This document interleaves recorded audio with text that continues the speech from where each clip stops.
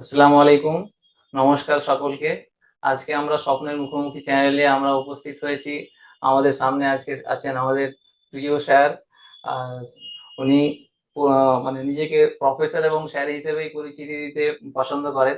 উনি হচ্ছেন আমাদের আইএএস নুরুল হক সাহেব। আ উনি আ লাস্ট রিটায়ারমেন্ট করেছেন আপনার 2015 তে ২০১৫ তে মুখ্য সচিব হিসেবে। Uh chairman public service commission. Chairman public public service service commission. Okay. তার আগে স্যার আপনি কি পোস্টে ছিলেন? তার আগে ছিলাম additional chief secretary Writers Building এ। তার আগে বিভিন্ন দপ্তরের সচিব ছিলাম, বিভিন্ন সচিব ছিলেন। দপ্তরের সচিব ছিলাম। তার আগে ডিরেক্টর, তার আগে ডিস্ট্রিক্ট ম্যাজিস্ট্রেট পশ্চিম দিনাজপুর। তার আগে ছিলাম এডিএম, দুটো জেলাতে এডিএম ছিলাম, বীরভূম আর বর্ধমানে। আইএএস হিসেবে ১ম পোস্টিং আপনার প্রথম কোথায়? হচ্ছে SDO Bishnupur. SDO SDO Bishnupur, Bishnupur. 1982 সালে আইএস হওয়ার পরে ট্রেনিং হয় 2 বছর। হুম, 1984 সালের ইন্দিরা গান্ধী তখন আততায়ীগুলিতে আহত হয়, হুম, যে জন্য আমার 1 মাস পিছিয়ে যায়। হুম, অক্টোবরে আমি ঠিক পুজোর পরে হুম, এসডি হিসাবে জয়েন করি। আমার কথা ছিল সেপ্টেম্বরে জয়েন করার কথা, হুম। 1984 সালে, কিন্তু 1 মাস পিছিয়ে যায়। অক্টোবরে জয়েন করি বাঁকুড়ার বিষ্ণুপুর মহকুমাতে এসডিও এসডিও হিসেবে। হিসেবে জয়েন। তার আগে আপনি এর আগেও একবার আইএএস পরীক্ষা দিয়েছিলেন। হ্যাঁ, সেই পরীক্ষায় মানে আপনার ফল কি হয়েছিল? প্রথম পরীক্ষা দিয়েছিলাম, অকৃতকার্য হয়েছিলাম। দ্বিতীয় পরীক্ষা দিলাম, তাতে অ্যালায়েড আইএস কাশীপুর গান ফ্যাক্টরিতে অ্যাসিস্ট্যান্ট ম্যানেজার। তৃতীয় পরীক্ষাতে আমি সফল হয়েছি। Okay sir. আমি একেবারে আপনার ছোটবেলার জীবন থেকে শুরু হুম, করতে চাইছি হুম, আজকে। কারণ আমার অডিয়েন্স যে আছে, হুম, ওরা সবাই ছোট বাচ্চা, স্কুলের বাচ্চারা সবাই আছেন। হুম। মানে ধরুন বেশিরভাগ অডিয়েন্স আমার যে আছে ক্লাস 5 থেকে স্কুলের, ক্লাস হ্যাঁ, 12 এর মধ্যে স্কুলের ছাত্র। স্কুলের বাচ্চারাই আছেন। হুম, হুম, তো যেহেতু স্কুল এর বাচ্চারা, তো আপনার আমার ছোটবেলার যে হুম, জীবনটা, হুম, হুম, আপনার ছোটবেলার যে স্ট্রাগলিং পিরিয়ড কিংবা হুম। ছোটবেলায় আপনি কত ইজিলি সবকিছু হয়ে গেছে এরকম তো নিশ্চয়ই না, হয়নি। না। কারো জীবনে এরকম হয় না।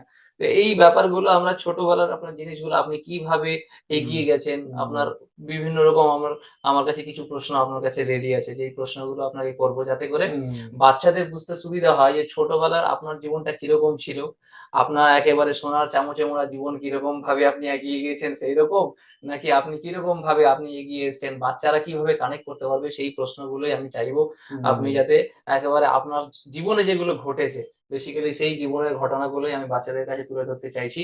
তো আমি ১ম একটা স্যার প্রশ্ন করতে চাইছি। হুম, আপনি এমন একটা চাইল্ডহুড ইভেন্ট আমাকে বলতে পারবেন সবাই বাচ্চাদেরকে, যেটা আপনার মনে আছে এখন? একেবারে সেটা খারাপ হতে পারে, ভালো হতে হুম। পারে। আপনার একেবারে ১ম প্রশ্ন যখন করলাম তখন কি আপনার মনে পড়ছে একটা চাইল্ডহুড ইভেন্ট? ক্লাস 3 বা 4 এরকম একটা কোনো সময় প্রাইমারিতে যখন পড়ি, তখন এই কুমোরপাড়ার গরুর গাড়ি হুম, কবিতাটা বলতে পারিনি। এমনকি দুদিন হুম, মানে আমার যে মাস্টারমশাই সুযোগ দিয়েছিলেন আমাকে, হ্যাঁ, কোনোদিনই বলতে পারিনি। ফলে মাস্টারমশাই খুব বিরক্ত। অন্য সমস্ত ছাত্ররা হুম, বলে ফেললো বেশ অনর্গলভাবে। কিন্তু আমার পক্ষে সম্ভব হয়নি। কিন্তু আমি ম্যাথমেটিক্সে খুব ভালো ছিলাম। হুম, আমি ম্যাথমেটিক্সে গফুর বলে, আব্দুল গফুর বলে একজন ছিলেন। ও হুম, সবচেয়ে ভালো ছিল। তারপরে আমি মানে ওই অঙ্ক, পাটিগণিত ইত্যাদি ভালো ছিল। কিন্তু বাংলা কোনোমতে আমার মুখস্থ হতো না। হুম, কবিতা মুখস্থ হতো না। তো আচ্ছা, সেইজন্য বিরক্ত হয়ে মাস্টারমশাই তো অতটা ভাবেননি যে অঙ্কে ভালো কিন্তু বাংলাতে খারাপ, ওটা চিন্তা না করে হুম, উনি চিঠি লিখলেন। খুব গোপন চিঠি যেটা হুম, হয়, এবং আমার হাতেই পাঠালেন উনি। আমার গার্ডিয়ান, আমার দাদা, আমার বাবা বেঁচে ছিলেন, হুম, কিন্তু আমার বাড়িতে গার্ডিয়ান বড় ভাই, উনি হুম, প্রাইভেট কোম্পানিতে শিবপুরে চাকরি করতেন। হুম, দেখতে খুব ফর্সা, টকটকে, এবং রেগে গেলে খুব গরম হয়ে যেতেন আরকি। আর আমি ভয়ও করতাম।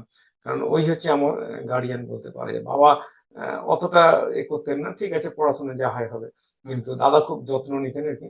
তো চিঠিটা আমার হাতেই গেল দাদার কাছে। আমি ভয় পেয়েছিলাম যে হয়তো আমি বকুনি খাবো। কিন্তু হুম, অদ্ভুত ব্যাপার, আমার দাদা কোনো কিছু বলেননি। বলে, "ঠিক আছে" বলে রেখে দিলেন। হুম, তখন আমি বুঝলাম যে আমার উপরে একটা আস্থা আছে। বড় ভাইয়ের একটা আস্থা আছে। এবং আচ্ছা, সেটা আমি রাখতে পেরেছি। রাখতে পেরেছি। পরে পড়াশোনা করেছি। কিন্তু 5 থেকে 6 এ আমি ভালো রেজাল্ট করতে পারিনি। এমনকি ক্লাস 4 এ তখন তো ফাইনাল পরীক্ষা হতো। একটা হাই স্কুলে গিয়ে পরীক্ষা দিতে হতো। তখন খুব কঠিন পরীক্ষা ছিল। প্রাইমারি বোর্ডের পরীক্ষা। 3rd ডিভিশন পেয়েছিলাম আমি। আমার মনে আছে। 3rd division. হুম, তখন ওটাতেই খুব আনন্দ যে 3rd ডিভিশন পেয়েছি, পাস করেছি এক চান্সে। হ্যাঁ, তখন এক চান্সে কেউ পাসও করতে পারত না প্রাইমারিতে। আচ্ছা, তো পাস করেছি। তারপর 5 এ উঠলাম। 5 এ বুনিয়াদি স্কুলে পড়লাম ভালো। হুম, তো সেখানেও 5 থেকে 6 এ কোন প্রকারে পাস করলাম। মানে মাথায় পাস করলাম। কোনরকমে। কিন্তু হ্যাঁ, কিন্তু বাড়ির লোকেরা কেউ কিছু বলেনি আমাকে। আচ্ছা। তার কারণ আমি ছোটবেলায় খুব খেলাধুলার খুব ভক্ত ছিলাম।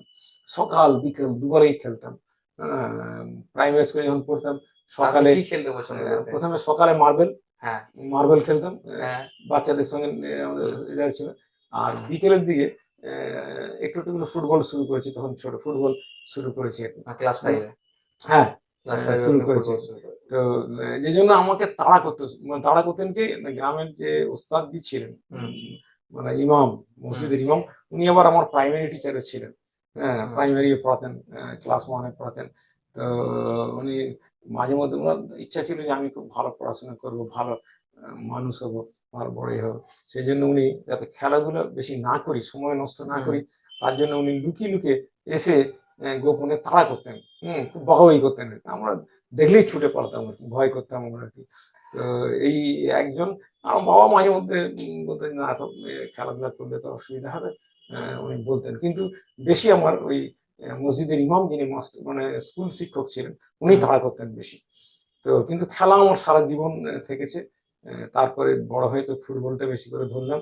হুম, তারপরে যখন হায়ার সেকেন্ডারি পড়ি 9, 10, 11, তখন হায়ার সেকেন্ডারি ব্যাডমিন্টন শুরু করেছি। ক্রিকেট তখন আমার হয়নি। কারণ ক্রিকেট তখন আচ্ছা, চালুও হয়নি। হুম, ব্যাডমিন্টন, ভলিবল এগুলো খুব খেলতাম। এমন খেলার নেশা ছিল হুম, যে পরে যখন আইএএস ট্রেনিং এ মুসৌরিতে যখন গেলাম, হুম, তখন ফুটবলের যে টিম তৈরি হয়েছিল, is hmm, academy versus IFS academy, হ্যাঁ, ইন্ডিয়ান ফরেস্ট সার্ভিস একাডেমি, দেরাদুনে, তাতে আমি ছিলাম, ভালো প্লেয়ার ছিলাম আর কি। তো এবং আমরা দেরাদুনে নেমেছিলাম, খেলার জন্য নেমেছিলাম খেলা, এবং তারপরেও এসডিও থাকা অবস্থায় আমি খেলেছি। যখন ছিলাম বিষ্ণুপুরে টিমকে নিয়ে নামতাম, ভিডিও, তারপরে এমনকি এসডিজিএম, ডাক্তার হুম, আমার সঙ্গে টিমে থাকতো। দুটো গ্রুপ করে আরো কয়েকটা অফিসের সঙ্গে আমাদের খেলাও আমরা খেলতাম। খেলার নেশাটা আমাকে প্রচন্ড পেয়ে বসেছিল। আমি মনে করি, হুম, এবং আমার জীবনেও দেখেছি, যে খেলাধুলা যদি ভালো করা যায়, হুম, ব্রেন ভালো থাকে। ব্রেন ভালো থাকে। অনেকে বলে যে ফুটবলে হেড নিলে হয়তো অসুবিধা হবে না। আমি প্রচুর হেড নিতাম। হুম, করতাম। তাতে করে কি হয় যে এই প্রথম কথা, ছোটাছুটি করলে, খেলাধুলো করলে তো ব্রেনে ব্লাড সার্কুলেশন বেশি হবে। হুম, উপরন্তু কিক করলে, মানে কিক না, মাথায় যদি হেড নেওয়া যায়, হুম, তাহলে সেখানেও ব্লাড ব্লাড সার্কুলেশন, সার্কুলেশনটা ভালো হবে। কারণ ফুটবল তো খুব ভারী জিনিস নয়, হুম, হালকা। বাতাস প্রচুর আছে, হালকা আছে। হুম, সুতরাং ঠিক মতো দেখে যদি হেড নেওয়া যায়, ভালো হবে। আমার ওটা, এবং দেখেছি যে খেলাধুলা যদি করি, আমার এনার্জি বেশি হয়, এনার্জি বেড়ে যায়। খেলাধুলা না করলে বরং না, পড়াশোনা ফুটবল একটু স্লো খেলাতে হয়ে যায়, অনেকে বাবা মা এই জন্য বারণ করেন যে ফুটবল খেলতে ইনজিওর গিয়ে হয়ে যদি গেলে। ইনজিউর্ড হয়ে যায় হ্যাঁ, তারপরে কি হবে। তো এইটা ভেবে অনেকে বারণ করেন, কিন্তু এর পজিটিভ দিকও আছে, হ্যাঁ, যেটা স্যার বললেন যে অনেকটা অনেক বেশি পজিটিভ হুম। দিক আছে, সেটা আমাদের ভাবা উচিত অবশ্যই। না, ইনজুরি তো হবেই। ইনজুরি আমাদেরও টুকটাক সামান্য হয়েছে। সে আমরা হ্যাঁ, বাড়িতে মাকে দেখেছি হলুদ আর চুন দিয়ে, হুম, পানের বোঁটা দিয়ে গরম করতে দেখেছি। বিভিন্ন সময় কোথাও ধনচে গাছ, তার মাঠে খেলছি, কোথাও হয়তো লেগে কেটে গেল, সঙ্গে সঙ্গে ধনচে গাছ মাঠের মধ্যেই আছে। তো হুম, ধনচে গাছ ভেঙে আমরা সেই দুধের মতো যে এটা আঠাটা, সেটা আলাদা লাগাতাম, তাতে কাজ হয়ে যেত। এরকম বিভিন্ন রকম ন্যাচারাল ট্রিটমেন্ট ন্যাচারাল আছে, ট্রিটমেন্ট সেটা ছিল। আমরা করতাম আর কি। ওটা কোনো অসুবিধা নেই। ভালো। স্যার নেক্সট প্রশ্নটা করার আগে হুম, একবার খালি আমি জেনে নেবো যে এই আমাদের এটা প্রথম যেহেতু আপনার লাইভ হচ্ছে, সবকিছু ঠিক আছে কিনা, আহ ভিডিও সবাই দেখতে পাচ্ছ ঠিকঠাক কিনা, তোমরা যদি উত্তর দাও তাহলে ভালো হবে। সবাই ভালো, ভিডিও ভালো। ঠিকঠাক দেখতে পাচ্ছ, যাক। তাহলে আমরা এর পরের প্রশ্নতে এগিয়ে যাই। পরের প্রশ্নটা স্যার আপনাকে জিজ্ঞেস করবো আজকে। এটা খুব আপনারও প্রিয় প্রশ্ন, যেটা আমি জানি। হুম, এবং অনেক বাচ্চাদের কাছে শুনেছি মানে একই জিনিস, যে না আমি পড়াশোনা করতে পারিনি কেন, কারণ আমার বাবার কিছু ছিল না, কিংবা আমরা অভিশপ্ত, হুম। আমরা দরিদ্র বলে আমি অভিশপ্ত। তো স্যার আপনাকে একটা প্রশ্ন করব, আপনি তো ছোটবেলায় প্রচুর বড়লোক ছিলেন। না, তো না, না।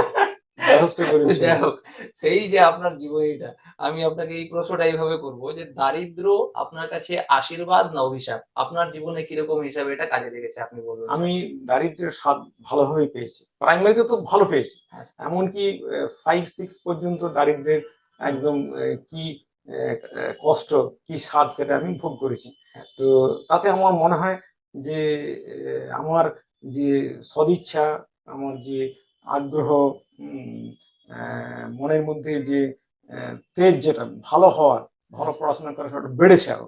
বেড়েছে। কারণ যখনই বাধা অতিক্রম করব, প্রত্যেকটা বাধা অতিক্রম করলে আরো সাহস হয়, আরো অনুপ্রেরণা পাওয়া যায়। আমি বলবো যে দারিদ্র হচ্ছে আশীর্বাদ।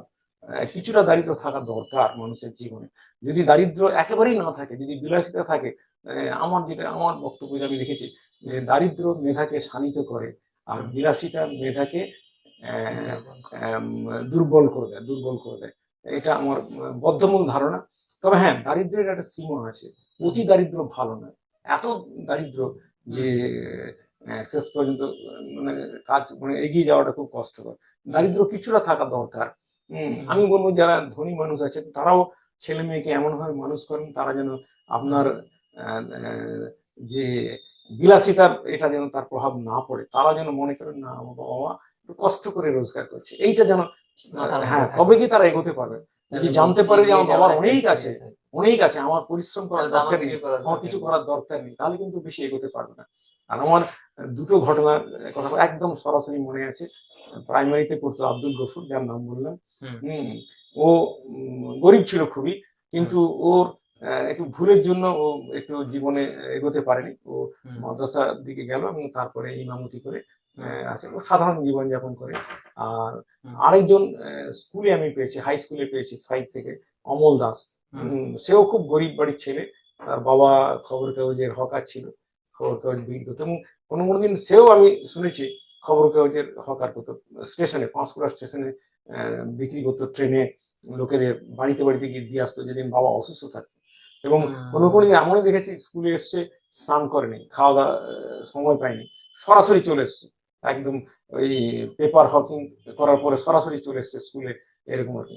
তো ওই ছেলেটাকে দেখেছি অনেক দিন ধরে কষ্ট করেছে। ওর বাড়িতে ওর বাবা ওই কাজ করে রোজগার করতেন, পেপার নিউজ পেপার হকারের কাজ করে, আর অন্য কোনো ইনকাম ছিল না। দুই ভাই, ও হচ্ছে বড়, বাড়ির বড় ছেলে। আমি সেদিক থেকে অনেক ভাগ্যবান ছিলাম যে আমি বাড়িতে 4 নম্বর, ভাইদের মধ্যে 4 নম্বর ছিলাম। আপনি যেটা বললেন স্যার, সেই কষ্টটা তো আপনাকে আপনার ফ্যামিলিকে দেখতে হয়েছে। হ্যাঁ, আমি ছোটবেলায় খুব দেখেছি, ছোটবেলায় যখন বড় ভাই প্রাইভেট কত কিলোমিটার হেঁটে স্কুলে যেতেন, খালি এটুকু যদি বাচ্চাকে বলে দেন তাহলে তো সেটা মানে এখন বাচ্চারা ভাবতে পারবে না। আমি শুনতে চাইছি আপনার কাছে স্যার। হাই স্কুল যেটা, প্রথম হাই স্কুল যেরকম আপ টু ক্লাস 8 পর্যন্ত, সেটা হচ্ছে 3 কিলোমিটার হেঁটে যেতে হতো, 3-6 কিলোমিটার। তারপরে 9-এ যখন উঠলাম তখন হায়ার সেকেন্ডারি, 9 থেকে 11 পুরানো হায়ার সেকেন্ডারি, দেখলাম যে ভালো স্কুলে পড়া দরকার। সেই ভালো স্কুলটা কিন্তু 16 কিলোমিটার দূরে ছিল। ওই সাইকেল একটা নতুন বাড়িতে কিনে দিল, সাইকেলে করে যেতাম। 16 যাওয়া আসা 16-32 কিলোমিটার। 1 বছর ওইটা কাটিয়েছি। 9-10-এ গিয়ে একটা বাড়ি ভাড়া করলো পাঁশকুড়া স্টেশনে, বাড়ির লোকেরা। সেখান থেকে একটু অর্ধেক হয়ে গেল দূরত্বটা, 8-8-16 হয়ে গেল, যাওয়া আসা 8-8-16 হলো হয়তো। তো এটা দেখেছি। তো এই দুজনের মধ্যে অমল দাসকে দেখেছি দারুণ উন্নতি করেছে। অমল দাস ওই গরিব দারিদ্রের মধ্যে পড়াশোনা করে, এবং বাড়ির বড় ছেলে, কিন্তু কিছু করার উপায় নেই। ওর উপরে দিদি আছে, দিদিও পড়াশোনা করতেন আমাদের স্কুলে, 2 বছর আমার থেকে 2 বছর সিনিয়র। সেই অমল দাস দেখলাম পাঁশকুড়া কলেজ থেকে কেমিস্ট্রি ফার্স্ট ক্লাস, কেমিস্ট্রি অনার্সে, সায়েন্স কলেজ কেমিস্ট্রিতে ফার্স্ট ক্লাস পেল। পরীক্ষা দিল, প্রথম ডব্লিউবিসিএস, প্রথম পরীক্ষাতেই ফার্স্ট হলো ডব্লিউবিসিএস এ, নেয়নি। তারপরে ইউপিএসসি পরীক্ষা দিল, আমিও দিলাম, ও দিল। ও কিন্তু প্রথম পরীক্ষাতেই হয়ে গেল কাস্টমস এন্ড সেন্ট্রাল এক্সাইজ, আমার হয়নি। বেসিক্যালি দারিদ্রতা এটা আপনার আশীর্বাদই হচ্ছে, মানে আপনার থেকে বেশি দারিদ্র ছিল বলে বেশি আগে গেল। অমল দাস বেশি গরিব ছিল, বেশি আগে এগিয়ে গেল। কিন্তু ওই যে গফুর যেটা ভুল করেছে, ও গরিব ছিল কিন্তু ও ভুল করেছে, সিলেকশনে ভুল করেছে, মাদ্রাসা লাইনে চলে গেল। ও কিন্তু ম্যাথমেটিক্স আমার থেকে ভালো ছিল। ও যদি পড়াশোনা করতো, স্বপ্নটা স্যার খুব ইম্পর্টেন্ট। পড়াশোনা করতো। পরের প্রশ্নটাই আমি আপনাকে এটা জিজ্ঞেস করবো স্যার, ছোটবেলায় আপনার স্বপ্ন কি ছিল? ছোটবেলায় আমি যখন ক্লাস 9-এ যখন উঠলাম, ওই নতুন স্কুলে যখন গেলাম, 8-16 কিলোমিটার দূরে, 16 কিলোমিটার যেতে হতো। সেখানে একজন প্রফেসর, ফিজিক্সের প্রফেসর, সপ্তাহে 2 দিন আসতেন, উনি পড়াতেন।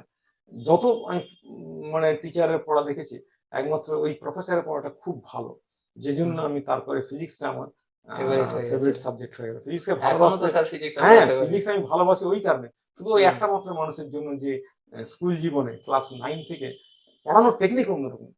2 দিন পড়াতেন, পার্ট টাইম পড়াতেন, টেকনিক ভালো। তখন আমি আমার জীবনে একটা লক্ষ্য রাখলাম যে আমি প্রফেসর হবো, ফিজিক্সের প্রফেসর হবো, গবেষণা করবো, প্রফেসর হবো, ওই দেখে আর কি। তারপর ফিজিক্স নিয়েই পড়াশোনা করলাম। সুতরাং ভালো শিক্ষক যদি পাওয়া যায় জীবনে অনেক কিন্তু পরিবর্তন আসে।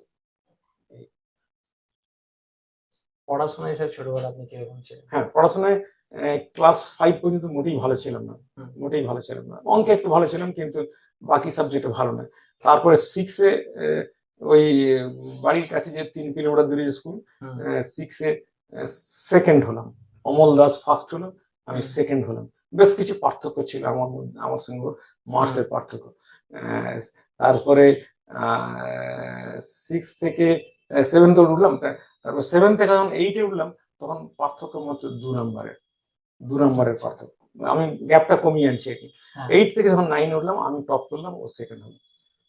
তারপরে আমি ওই স্কুল ছেড়ে অন্য স্কুলে চলে এলাম, যে ভালো আপনার যে স্কুল। এই যে চেঞ্জেসটা, হুম। ধরুন আপনি সেকেন্ড কিংবা তারপরেও ছিলেন, এগিয়ে গেলেন, তো তখন কি ভাবছিলেন? আপনার মাথার মধ্যে কি চলছিল? কি মনে কি আছে এখন? মানে আপনি কিভাবে এগিয়ে গেলেন? কি আপনার না, খিদেটা কি তখন ছিল? তখন যেমন খেলাধুলাতে যেমন আমরা করি হুম, না, যে ফুটবল খেলাতে কতগুলো গোল দিতে পারবো, গোলটা হ্যাঁ, দিতে পারবো কিনা, ওই হ্যাঁ, ধরনের পড়াতে আমার একটা নেশা উঠলো ক্লাস যে আর 6 থেকে। কতগুলো গোল দিতে ক্লাস পারবো 6 এখানে। থেকে। হ্যাঁ, তার আগে হয়নি। তার আচ্ছা, আগে শুধু মার্বেল খেলা, হ্যাঁ, লুডো খেলা এসব করতাম। ওই কিন্তু চেঞ্জেসটা স্যার হ্যাঁ, কেন এলো? ক্লাস 6 এ আমার এলো। ক্লাস 6 এ যখন আমি মোটামুটি যখন সেকেন্ড হলাম, হুম, হুম, দূরত্ব বেশি, হুম, মার্কস গ্যাপ বেশি আছে, হ্যাঁ, তখন আমার ঝোঁক এলো। এবং হুম, আরেকটা খুব অদ্ভুত ব্যাপার, অঙ্কে তো ভালো ছিলাম, ইংরেজি গ্রামারটা তো আমার খুব দখল হলো। ইংরেজি টিচার, ওখানে আবার ইংরেজি টিচার যিনি পড়াতেন, সৌরেন সিং নাম, বিকম অনার্স, দারুণ ইংরেজি পড়াতেন। এইটা আমার ওই স্কুলে ইংরেজি এবং পাটিগণিত, উনি পাটিগণিতে পড়াতেন। হুম, পাটিগণিত, অ্যালজেব্রা সব, ওই দুটো সাবজেক্ট উনিও ভালো টিচার ছিলেন। সৌরেন সিং ওনার নাম। তো হুম, তার পড়াতে আমার ওই ম্যাথমেটিক্স আগেও ভালো ছিলাম, কিন্তু ইংরেজিটা আমার আরো ভালো হয়ে গেল। ইংরেজি গ্রামার আমার খুব গুণ হয়ে গেল, আশীর্বাদ হয়ে গেল। কারণ সিভিল সার্ভিস পরীক্ষাতে ইংরেজি খুব ইম্পর্টেন্ট। ইংরেজি গ্রামার, ট্রান্সলেশন, এসে, লেটার রাইটিং, এটা আমার ভিত হয়েছে কিন্তু ওই ক্লাস 6 থেকে। পুরানো স্কুলটাতে হয়েছে 6, 7, 8। ওই যে পুরানো স্কুল, যে স্কুলটা ছেড়ে চলে এলাম, ওই স্কুলে আমার ইংরেজির একদম ফাউন্ডেশন তৈরি। কারণ তখন 8 পর্যন্ত যা শিখলাম গ্রামার, 9 থেকে আর কোনো অসুবিধা হয়নি, নিজে এবার ইংরেজি।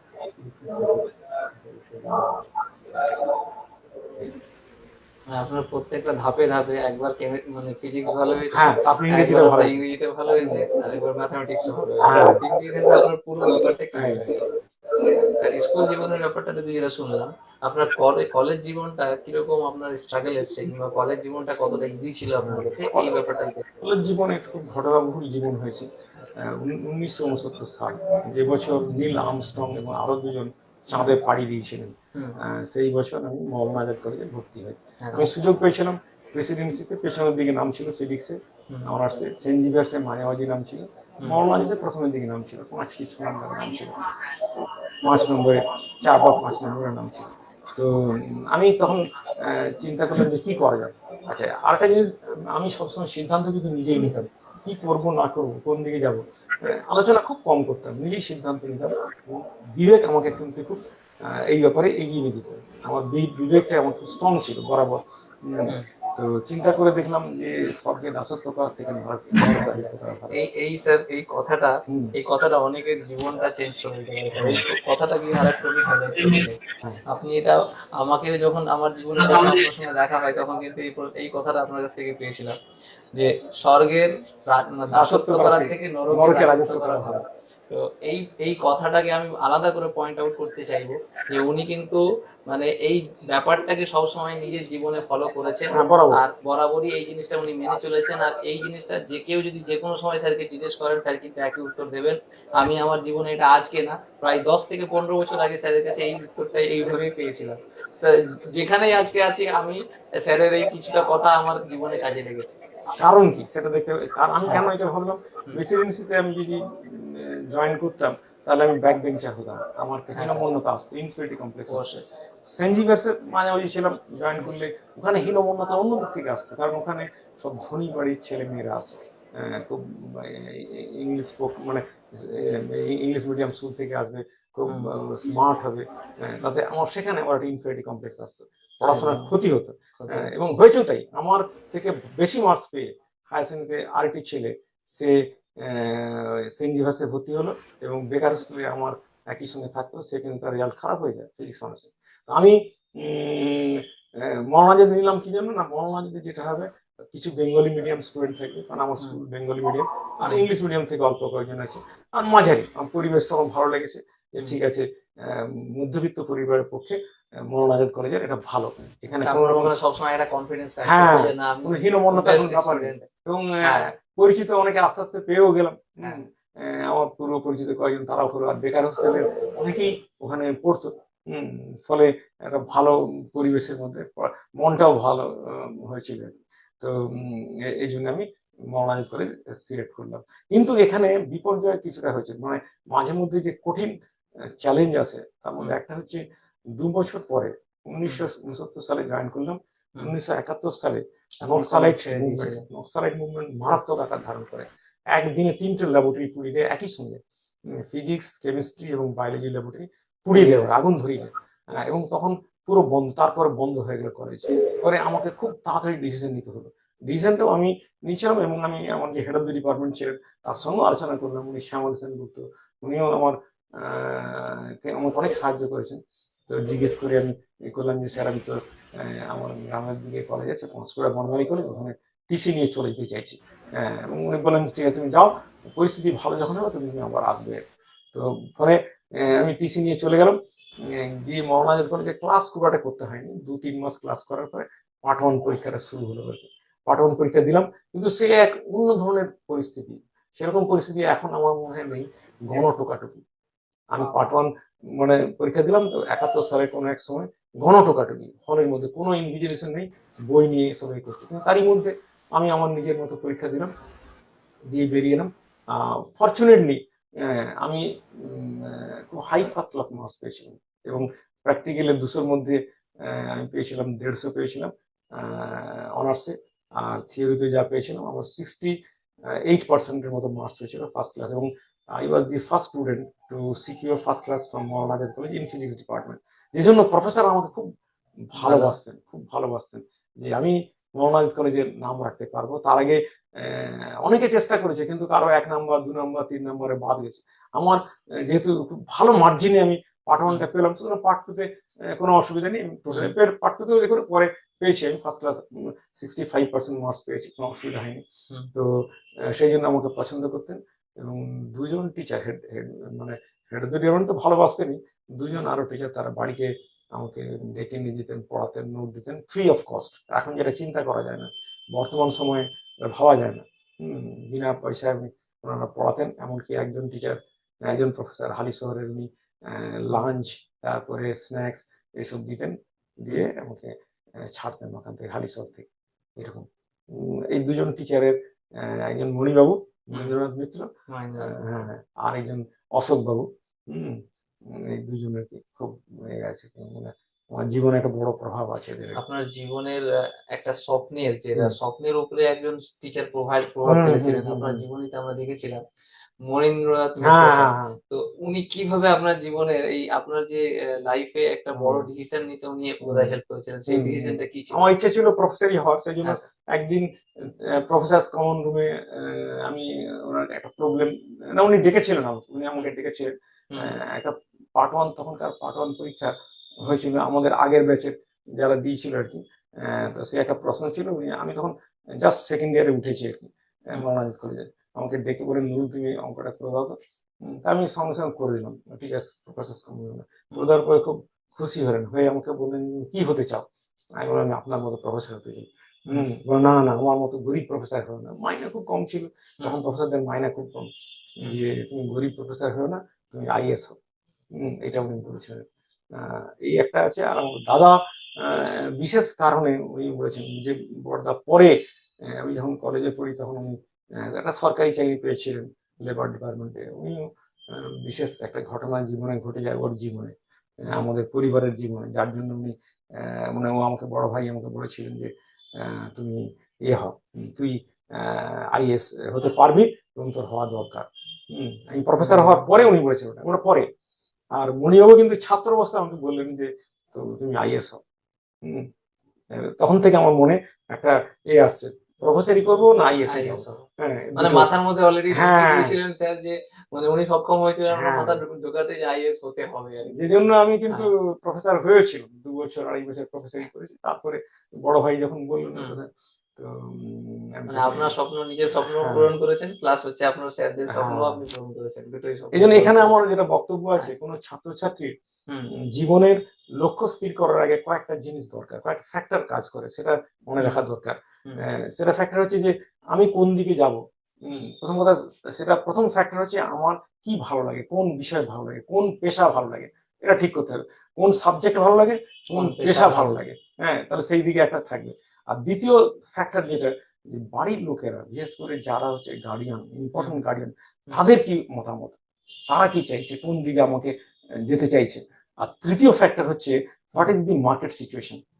আমি একটা প্রফেশনে যেতে চাইছি, কিন্তু তার হুম। মার্কেট মার্কেটের সিচুয়েশন যদি সিচুয়েশন খারাপ খারাপ। হয়, তাহলে আমাকে সেখানে চেঞ্জ করতে হবে। হ্যাঁ, বা আমার গার্ডিয়ানরা যা চাইছেন, হ্যাঁ, হুম। মার্কেট সিচুয়েশন, মার্কেটে তার পরিস্থিতি কিরকম, পজিশন কিরকম সেই পেশার বা সেই সাবজেক্টের, সেটাও হুম। ভাবতে হবে। এই তিনটে ফ্যাক্টর আমার মনে হয় কাজে প্রত্যেক ছাত্রছাত্রীর ধ্যানে ভেবে নেওয়া যেতে করা হবে। উচিত। আমার কি ভালো লাগে, হ্যাঁ, আমার হতে পারে আমি হয়তো মিউজিক আমার ভালো লাগে, তাতেও হুম। ভালো। মিউজিকে যদি সেরকম স্কোপ থাকে, মিউজিকে যাওয়া দরকার। কেউ যদি মনে করে যে আমি ভালো খেলোয়াড় হতে চাই, হোক, হুম। কোনো সে ছাত্রাবস্থাতেই খেলাতে ভালো করে করুক, সে যদি এগিয়ে নিয়ে যায় খুব ভালো। কিন্তু বাবা মা কি চাইছে সেটাও খেয়াল রাখতে হবে। এটা কম্প্রোমাইজ করা দরকার। হুম। যদি তাদের মতামতকে আমি যদি মানে অগ্রাহ্য অগ্রাহ্য করি, করা যাবে না। তাহলে খারাপ হবে। তাদেরকে হুম। বোঝাতে হবে যে না, আমার ওটা ভালো লাগে না, হুম। আমার এই এটা বেশি এটা ভালো ভালো লাগে। লাগে, তাদেরকে বোঝাতে হবে। এই আর কি। তা স্যার আমি কম্প্রোমাইজ করেছিলাম। হুম, স্যার আপনার সাকসেস স্টোরি অনেকটাই শুনলাম। হুম, আমি আপনার ফেলিওর স্টোরিটা ভালো করে হ্যাঁ, শুনতে চাইছি। মানে ওটা বেশি দরকার মনে হয় হুম। আমার বাচ্চাদের জন্য। আপনি জীবনে কতবার কিভাবে কি, কি জায়গায় ফেল করেছেন? যদি কিছুটা মনে থাকে আপনার চাকরি বলেন। জীবনে তো হুম। বলছি, তার আগে একটা বললাম, থার্ড ডিভিশনে পাস করেছি, হ্যাঁ স্যার। মানে স্কুল প্রাইমারিতে। জীবনে, এটা প্রাইমারি। আজকালকার ছেলে মেয়েরা শুনলে অবাক হয়ে যায়। ওকে। থার্ড ডিভিশনে পাস করেছি। আচ্ছা, তারপরে চাকরি জীবনে আমি প্রত্যেকবারই ফেল করেছি। সামান্য একটা, তখন একটা হায়ার, তখন কলেজের জীবন প্রায় শেষ হয়ে গেছে, পরীক্ষা হুম। দিয়ে দিয়েছি। হুম। দেওয়ার পরে বসে আছি, তারপরে এমএসসি সময় লাগবে। হুম। পেপারে তখন তখন ব্যাংকের চাকরি, ইন্স্যুরেন্সের চাকরি খুব বেশি বাজারে চলছে আর কি। অনেক চাকরি দেওয়া হতো এবং মাইনেও ভালো ছিল। ব্যাংকের ক্লারিক্যাল লেভেলের মাইনেও খুব ভালো ছিল। হুম। আমার বন্ধু বান্ধবরা অনেকেই দরখাস্ত করলো, আমিও দরখাস্ত করলাম। প্রথম পরীক্ষাতে আমি ফেল করে গেলাম। জীবনের প্রথম চাকরির পরীক্ষা, যেটা কানাডা ব্যাংকের হুম। ক্লার্কের চাকরি, তাতে সাধারণ আপনি ফেল করেন। সাধারণ ব্যাংকের সাধারণ চাকরিতে হুম। ফেল করে গেলাম। তারপরে সেটা আমি মাইন্ড করিনি, আমি ঠিক আছে, আমি তো এইসব অন্যান্য সাবজেক্টে হিস্ট্রি জিওগ্রাফিতে খুব উইক আছে, হুম। হয়তো ওই কারণে হয়নি। হুম। জেনারেল স্টাডিজে ভালো করে পড়লাম, রিজার্ভ ব্যাংকের পয়েন্ট নোট এক্সামের পরীক্ষা দিলাম, হুম। পাস পাস করে গেলাম করুন। ভালোভাবে। তারপর ভাবলাম যে ঠিক আছে, এবারে, এবং ওটা জয়েনও করেছিলাম পরে, এমএসসি হুম। পড়তে পড়তে রিজার্ভ ব্যাংকে আমি জয়েন করলাম। হ্যাঁ। তো ভাবলাম যে এবার অফিসার গ্রেডের পরীক্ষা দেওয়া যাক। হুম। স্টেট ব্যাংকের প্রফেসরি অফিসার পরীক্ষা দিলাম, ফেল করলাম।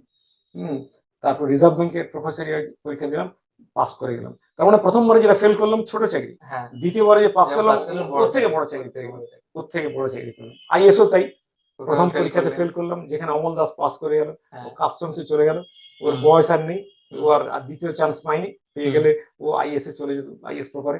আমার হুম। চান্স ছিল বলে, বয়স ছিল, আমি আরো দুটো পরীক্ষা দিলাম। দ্বিতীয় পরীক্ষাতে আমি অর্ডিন্যান্স ফ্যাক্টরিতে, কাশীপুর গান ফ্যাক্টরিতে অ্যাসিস্ট্যান্ট ম্যানেজার হুম। হলাম। তৃতীয় পরীক্ষাতে আমি আইএস পেপারে চলে এলাম আর কি।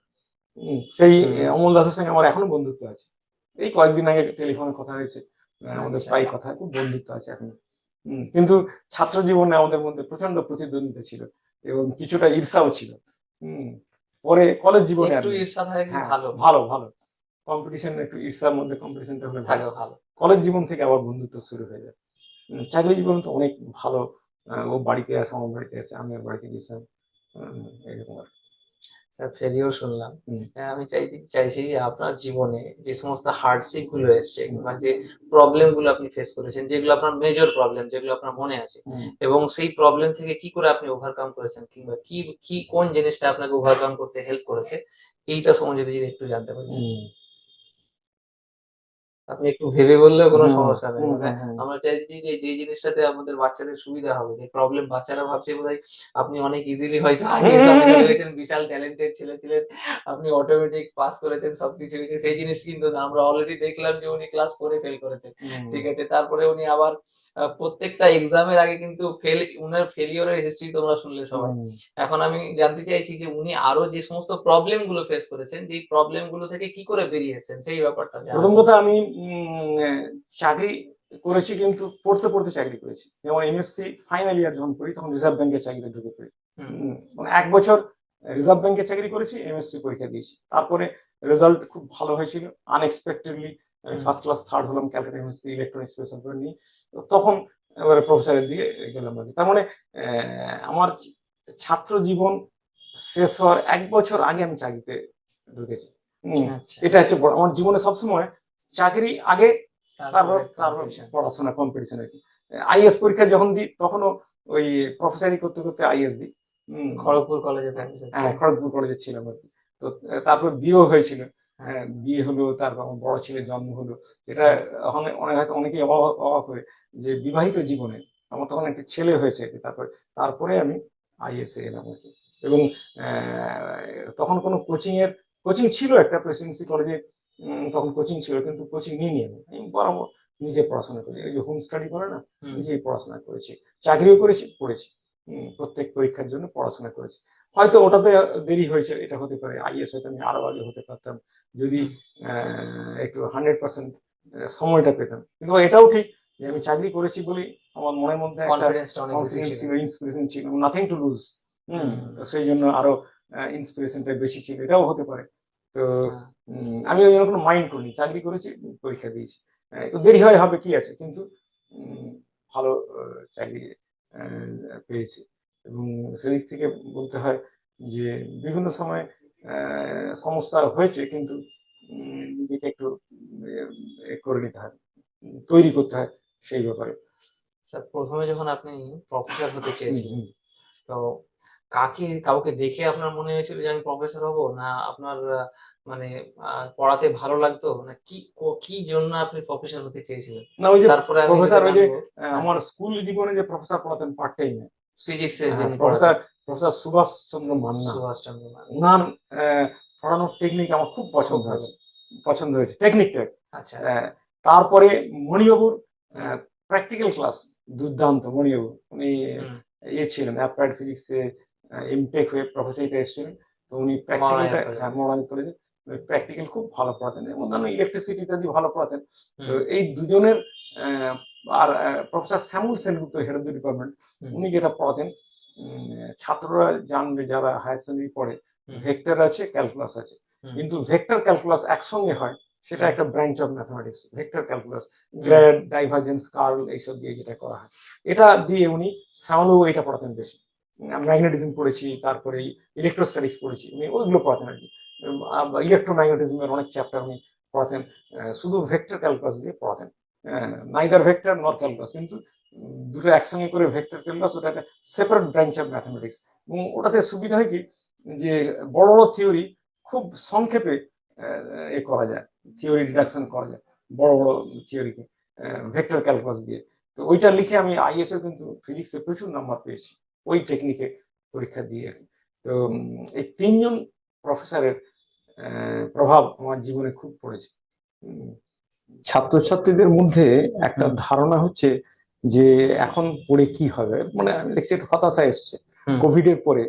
কতগুলো কারণে, একটা হচ্ছে যে আমাদের পশ্চিমবঙ্গে শিক্ষকতার চাকরিতে একটা অনিশ্চয়তা, তারপরে নিটের বিভ্রাট হলো, এইসব বিভিন্ন কারণে। একসময় তো মানে নিটে, এই গত বছর পর্যন্ত নিটে প্রচন্ড রাশ ছিল, অনেক ছেলে পড়াশোনা মানে পরীক্ষা দিত। এবছর বিভ্রাটটা হওয়ার ফলে একটু মনে একটু চিন্তা এসে গেছে। আর আগের জেনারেল লাইনে আমি দেখেছি কয়েক বছর আগে পর্যন্ত অনার্স, বিভিন্ন সাবজেক্টে অনার্স, এমএসসি, এমএসসি করার একটা প্রবণতা ছিল, ভালো ভালো স্টুডেন্ট অনেকের।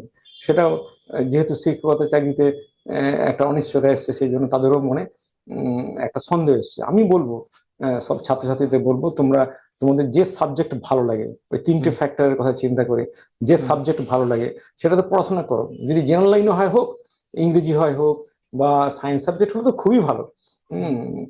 অন্যান্য সাবজেক্ট, ইংরেজি, হিস্ট্রি, জিওগ্রাফি, যেটা ভালো। তবে সায়েন্স সাবজেক্টে যারা ভালো, আমি বলবো physics, chemistry, mathematics, biology, botany, zoology, physiology, যে কোনো সাবজেক্টে যদি ভালো পড়াশোনা করো, ভালো কলেজে পড়বে, ভালো রেজাল্ট করবে। এখন ভালো কলেজে চান্স পাওয়া খুব একটা কঠিন না, কারণ এখন সিট অনেক ভ্যাকেন্ট যাচ্ছে। হুম। দরকার হয় একটু অন্য জায়গাতে, যেমন জামিয়া মিলিয়াতে যায়, দিল্লি ইউনিভার্সিটি যাচ্ছে এরকম, বা উড়িষ্যার কিছু কিছু ইউনিভার্সিটি আছে খুব ভালো পড়ানো হয়, তো দরকার হয় সেই সব জায়গাতে পড়তে যাও। আর পশ্চিমবঙ্গের মধ্যে যদি ভালো কলেজে ভালো ইউনিভার্সিটিতে পেয়ে যাও খুবই ভালো, পড়াশোনা করো। কারণ আমি এখন দেখতে পাচ্ছি প্রাইভেট একাডেমিক ইনস্টিটিউশন যেগুলো আছে, স্কুল, হুম। বিশেষ করে ইংলিশ মিডিয়াম স্কুল আরো বাড়বে, অনেক মাশরুম করবে। তারা ভালো টিচার পাচ্ছে না। সেখানে যদি সায়েন্সে যদি কেউ ভালো পোস্ট গ্রাজুয়েট করতে পারে, সে পাবেই, সে বাংলা মিডিয়ামেও যদি পড়ে পেয়ে যাবে, কারণ কলেজ ইউনিভার্সিটি ইংলিশ মিডিয়াম পড়ছে, ইংলিশ মিডিয়াম স্কুলে পেয়ে যাবে, সায়েন্সে কোনো অসুবিধা হবে না। ইংরেজিতে হলে সেও পেয়ে যাবে। আর্টসে হলে সে তাকে শুধু বাংলা মিডিয়াম মিশনগুলোতে যেতে হবে, প্রাইভেট এতে যেতে হবে। তো এখন এত বাংলা মিডিয়ামের প্রাইভেট মিশন হয়ে গেছে, আর ইংলিশ মিডিয়াম মিশন অনেক হচ্ছে এবং আরো হবে। সুতরাং যদি ঠিক মতো পড়াশোনা করে ছেলে মেয়েরা, যেটা তার পছন্দ, যে সাবজেক্টে তার ইন্টারেস্ট আছে, ভালো রেজাল্ট করতে হবে, ভালো পড়তে হবে, তাহলে সে পেয়ে যাবে। উপরন্তু যেটা লাভ আছে, টিউশনি প্রচুর আছে, সায়েন্স সাবজেক্টে যদি পড়ে বা ইংরেজি যদি পড়ে, প্রচুর টিউশনি। সায়েন্সে যদি ঠিক মতো পড়াতে পারা যায়, ভালো টিউশনি পাওয়া যাবে, মানে প্রাইভেট স্কুলে টিচার প্লাস টিউশনি, এতে করে চাকরির থেকেও অনেক ভালো হবে। আমি একটা বলবো তোমাদেরকে, যারা মাঝারি মিডিয়ামের স্টুডেন্ট, ওদেরকে বলবো ওদের স্মার্ট ইন্টেলেকচুয়াল তোমরা হও, স্মার্ট ইন্টেলেকচুয়াল। আর যারা খুব আছে, রেজাল্ট খুব ভালো, ওরা হচ্ছে স্টুপিড জিনিয়াস, ওদেরকে আমি বলবো, যেটা 3 ইডিয়টস আছে, ওদেরকে স্টুপিড জিনিয়াস বলে। ওরা জিনিয়াস কিন্তু স্টুপিড, সমাজের পক্ষে ওরা স্টুপিড। আর তোমরা মিডিয়াকার স্টুডেন্ট, তোমরা ইন্টেলেকচুয়ালস হবে এবং তোমরা স্মার্ট ইন্টেলেকচুয়ালস হবে, কারণ তোমরা সমাজের জন্য স্মার্ট, সমাজের মানুষের কাছে তোমরা স্মার্ট হবে। আর ওরা হচ্ছে স্টুপিড হবে যারা ভালো রেজাল্ট করে, তারা হয়তো বাবা মাকেও হয়তো দেখবো না। তোমরা সমাজ, মানে বাড়ির সবাইকে দেখতে পারবে, সমাজকে দেখতে পারবে। আমার মনে হয় তোমরা যে যে ফিল্ডে পড়তে চাও পড়ো, পড়ে এগিয়ে যাও, চিন্তা করো না আজকে চাকরির অবস্থা খারাপ হতে পারে, পরে আবার এটা খুলে যাবে, ভালো হবে। আর যতদিন না সরকারি চাকরি হচ্ছে ততদিন তুমি প্রাইভেট ইনস্টিটিউশনে পড়াও আর টিউশনি পড়াও, দেখবে তোমার স্কিল বাড়বে। এতে তোমার আরো হবে, মানে পড়ানোর যে স্কিলটা বাড়বে, টিচিং স্কিলটা বাড়বে, বাড়লে তুমি একসময় পাবেই, ভালো জায়গাতে পেয়ে যাবে। এখন তো স্যার প্রাইভেট অর্গানাইজেশন গুলোতেও মানে সরকারি চাকরির মতোই হ্যাঁ, মাইনে ভালো দেয়, মাইনেও মাইনে ভালো ভালো পাওয়া যায়, ফ্যাসিলিটিও পাওয়া যায়। যদি ভালো কেউ টিচার হয়, ভালো কেউ শিক্ষক হয়, তাহলে তো অবশ্যই ইংলিশ মিডিয়ামে তো ফ্যাসিলিটি ভালো পাবে। মাইনে দেয়, ইংলিশ মিডিয়ামে ভালো মাইনে দেয়, ইভেন মিশন গুলোতে, প্রাইভেট মিশন গুলোতে, প্রাইভেট স্কুলগুলোতে ভালো টাকা মাইনে দেয়। প্লাস যদি টিউশনি পড়ায়, সায়েন্স সাবজেক্ট হলে তো টিউশনি, প্রচুর টিউশনি আছে, ইংরেজিতেও টিউশনি আছে, টিউশনিতে ভালো টাকা পাবে। 11-12 যদি টিউশনি পড়ায়, আর যদি নিটে পড়ায় তো কোনো কথাই নেই। আমি জানি নিটের টিচাররা যারা টিউশনি পড়ান কলকাতাতে 2 লাখ, 2.5 লাখ, 3 লাখ টাকা কোনো ব্যাপার নয় মাসে।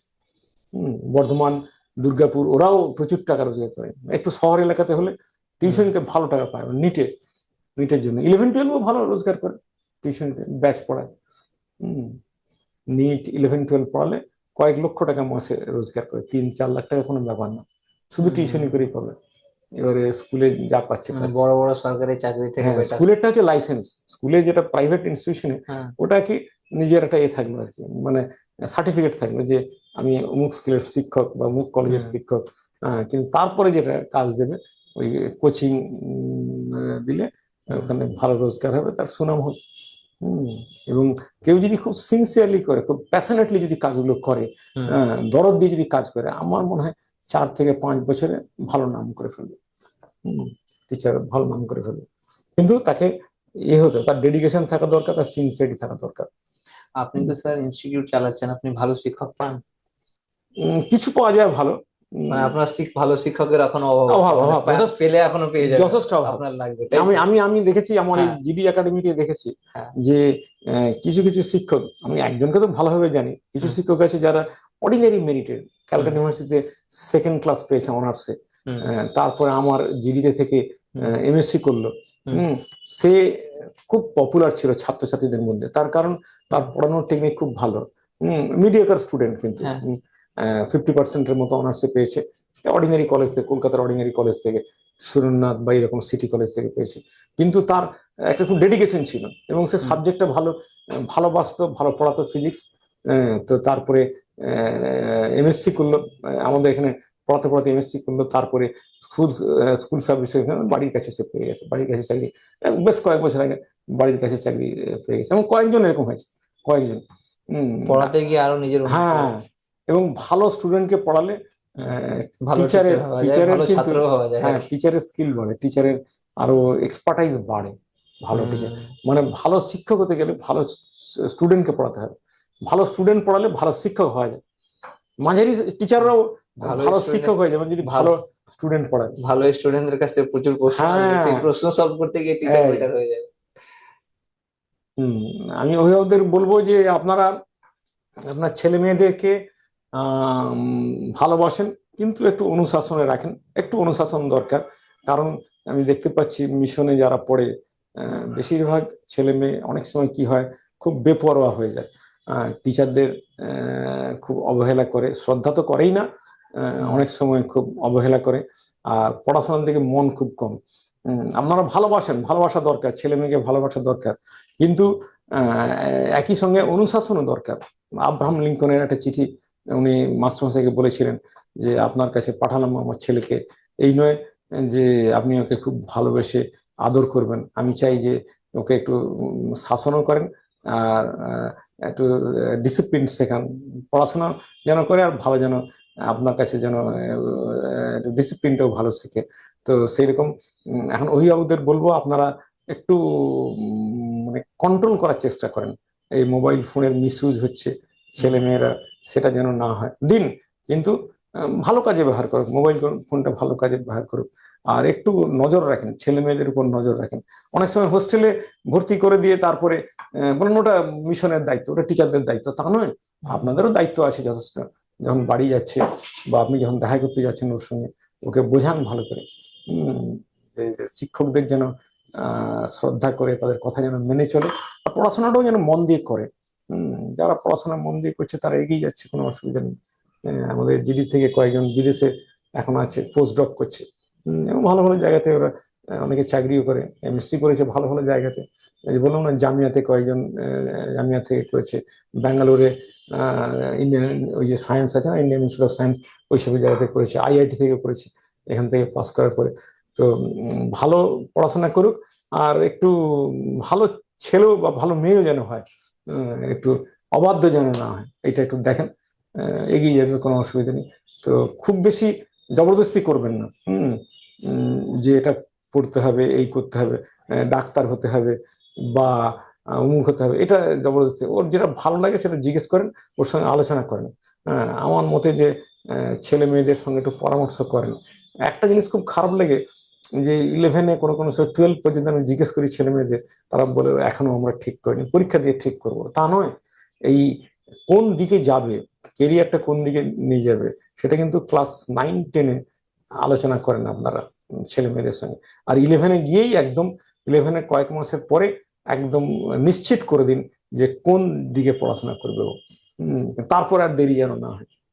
সবচেয়ে ভালো হতো যদি হুম, 9 এবং 10-এ যদি ওটাকে একদম সিদ্ধান্ত নিয়ে রাখেন, ছেলে কি মেয়েদের হবে, সঙ্গে কথা বলে কোন দিকে যাবে, কোন কোন দিকে যাবে। সাবজেক্ট ভালো লাগে, সেটা 9-10-এ ঠিক করতে পারলে ভালো, অন্তত 11-এর প্রথমের দিকে মাস 5-6-এর মধ্যেই ঠিক করে দিন, যেন দেরি না হয়।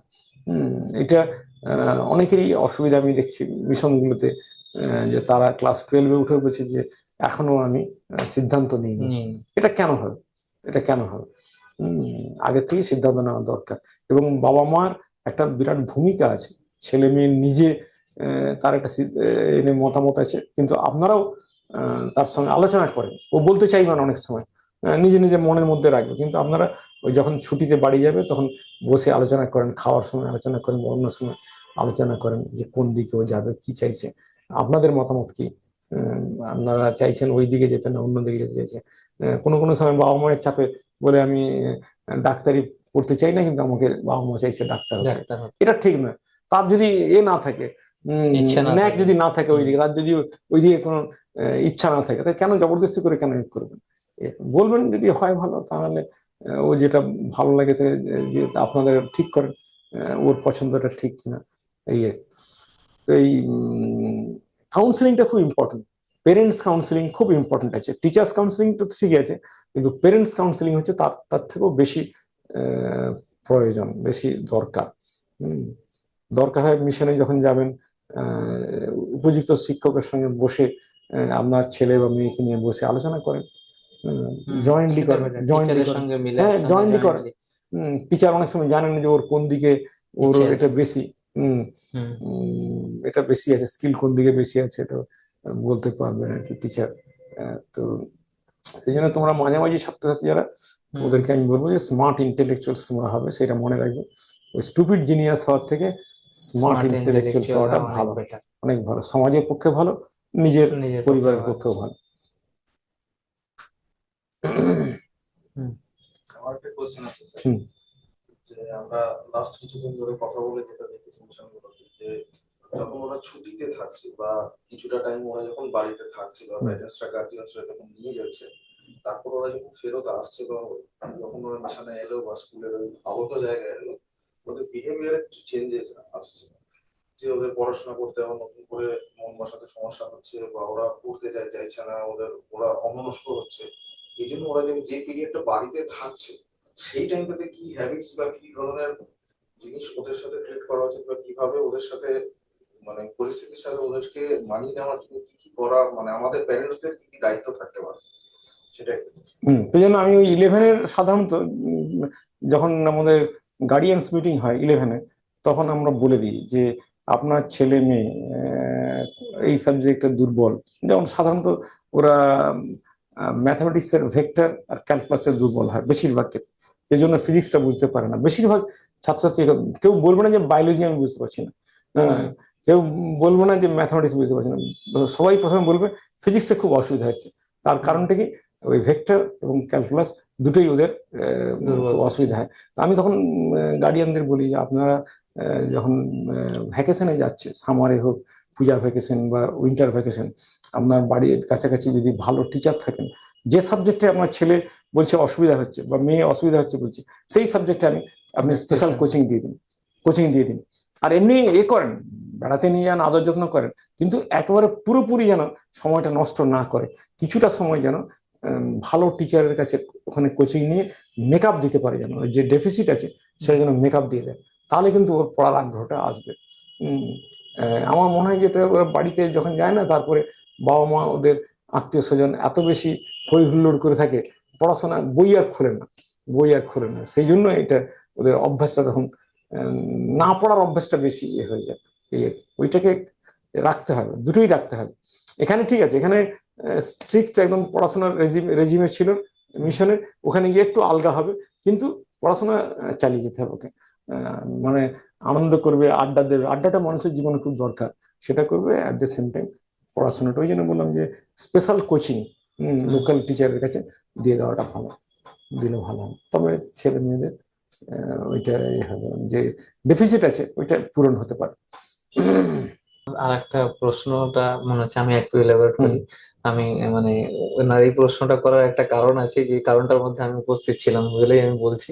প্রশ্নটা হচ্ছে গিয়ে আহ এই যে স্কুল জীবনে, মিশন জীবনে, বিশেষ করে মিশন গুলো কিংবা যেগুলো রেসিডেন্সিয়াল ইনস্টিটিউট, সেখানে একটা নিয়ম কানুনের মধ্যে বাচ্চারা থাকে। একটা গণ্ডির মধ্যে হুম হুম সকালবেলা ঘুম থেকে উঠলো, তারপরে একটা নির্দিষ্ট হুম টাইমে হুম খাওয়া দাওয়া সবকিছু করলো, তারপরে এই সারাদিনের একটা রুটিনের মধ্যে থাকার পর হঠাৎ করে যখন ওরা বাড়ি যায়, হুম বাড়ি যাওয়ার পরে আর কোনো নিয়ম কানুন কিচ্ছু মানে না, হুম তারপরে না খাওয়ার টাইম আছে, না শোয়ার টাইম আছে, না কিছু সময় আছে। তারপরে এই সময়টা কাটানোর পরে ওরা যখন আবার হোস্টেলে আসছে, তখন মনে হচ্ছে আবার আমরা খাঁচায় বন্দি হয়ে গেলাম। হুম। এই বন্দি খাঁচার যে জীবনটাকে মানিয়ে নিতে ওদের সময় লাগছে।